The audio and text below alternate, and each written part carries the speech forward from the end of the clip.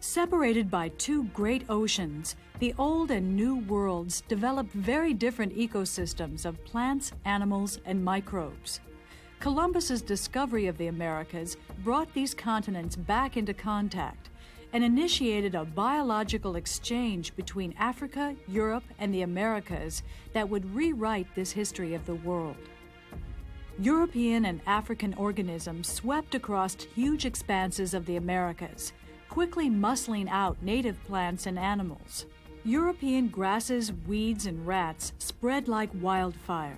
The discovery of the New World changed two worlds, changed the New World and the Old World. When we think of those amber waves of grain out there, those amber waves of grain were brought over by Europeans. They wanted to grow oats and barley and wheat and rye, and they brought those crops over, and here in this virgin land, those crops flourished. The swine flourished. They grew by the tens and thousands. The cattle flourished, and some of them went wild. You get your longhorns in Texas and other places.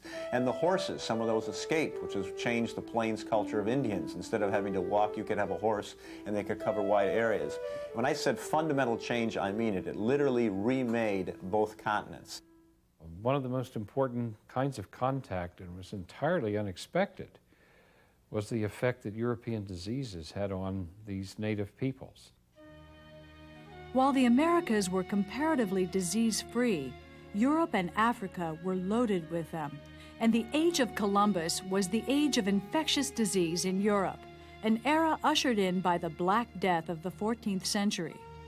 Exposed to infectious diseases for many centuries, Europeans and Africans had developed immunities that Native Americans lacked. In time, they understood that the viruses that they were getting, deadly viruses, smallpox, diphtheria, things of that sort, they realized they were getting them from the Europeans, but there was no stopping it. There were no remedies. Whole tribes could be wiped out. It led to a huge depopulation of the Americas, so that for several centuries the population of the Americas kept going down and down and down as more and more Europeans arrived.